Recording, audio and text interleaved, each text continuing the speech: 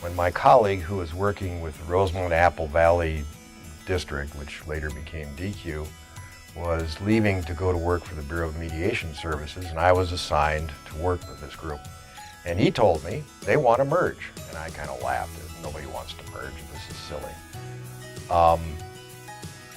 Got to work there, and the first thing they said is, we want to do a merger. Oh, really? Okay, well, if that's what they want to do, we'll try it. We got it done. August 2nd, 1992, never forget it. Dignitaries from the NEA, the AFT, the MEA, the MFT were there. We all made nice, and the thing I'll never ever forget was the first meeting we had where all of the members of this local could come together as one, all of the building reps and building stewards, and there were tears. These fights were so bitter that people wouldn't speak to each other. Colleagues across the hall from each other, door to door, would not speak to each other. And there were tears of joy. And it was a great thing. And it changed my mind completely on this. It was, you know, stop believing the mythology. Let's listen to what the members want to say. It was a great laboratory for getting some feel of how these things could work, and some of the more elemental things that you don't think about, like how are these people going to interact emotionally after they've been slamming each other? I mean, one of the fellows I worked with out there from the association, God, we used to say horrible things about him, and he was one of the nicest people in the world.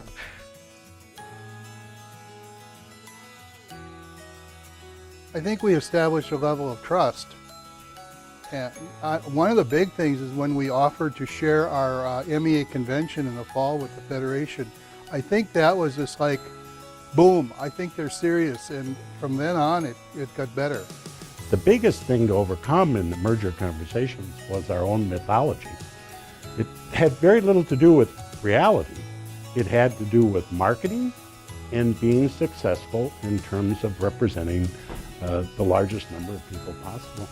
Once we had sort of a framework for the merger, then Sandy and I spent a lot of time going together to everything.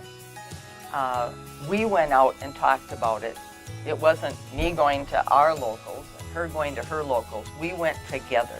We needed to demonstrate the importance of being together, and also kind of, it was an opportunity for us to undemonize one another in a more public venue. And as we define the new organization, we're all a bit hesitant because we don't know what it's going to look like.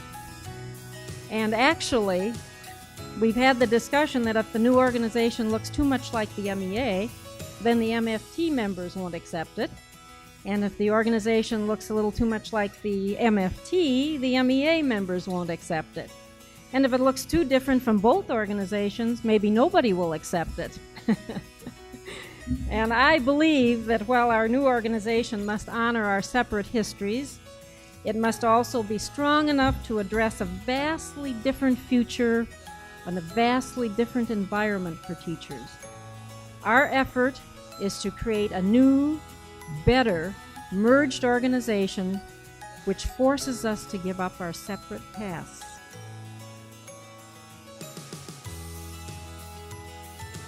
What we ultimately turn to is the international organizations that represented at one time a group that included the Federation and a separate group that included the EA had merged, and they called themselves Education International.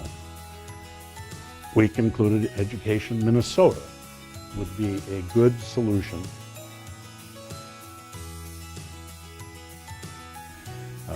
If it hadn't been for President Schabach and President Peterson, I've maintained over the years that men would never have been able to put this together. Only smart women were able to put this together. You will never find two leaders who complement each other more than these two. They had different leadership styles, but both of them were absolutely effective.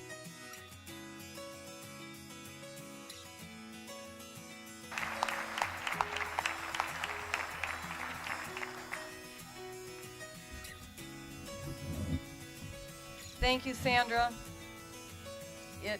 As I said before, it has been a great pleasure to work with Sandra Peterson. She was very good at handling the national AFT leadership, who, again, people forget all these national leaders were kind of jittery about what we were going to come down with. And it was that kind of leadership where you're really putting your reputation on the line for something you believe that she was so great at. And a million different ways. She would meet with anybody, anytime, and talk it out until it made sense. So It was a great relationship. I miss Sandy dearly. I wish she was here. I'm sure she would have loved this.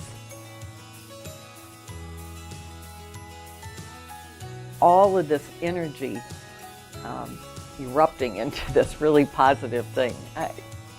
It's very hard to put into words, but I can't think of anything else that was more satisfying. And I think, you know, sometimes it's even more satisfying when there have been lots of bumps to get there. It was really hard work. It was worth every moment of it. I mean, I think when we look back at where we were and where we have come, we wouldn't trade all those miserable times and attacks and nastiness that we put up with. I wouldn't trade it for a moment.